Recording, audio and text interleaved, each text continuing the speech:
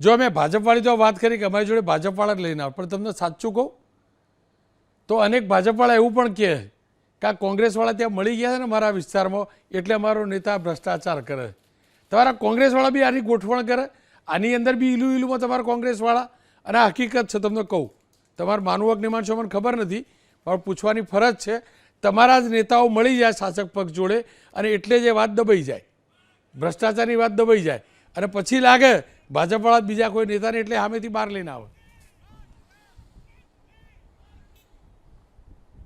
જી જી રોનકભાઈ, તમે જે વાત કરો છો એ તમારી દ્રષ્ટિએ યોગ્ય હશે, પરંતુ સ્પષ્ટ રીતે કહું છું કે ભારતીય જનતા પાર્ટીનું શાસન 35 વર્ષથી છે અને એટલી હદે ભ્રષ્ટાચાર છે, અને એ ભ્રષ્ટાચારને જસ્ટિફાઈ કરવા કે અમુક ટાઈમે એ કરવા માટે એમ કે ભાઈ કોંગ્રેસવાળા પણ ઇન્વોલ્વ છે.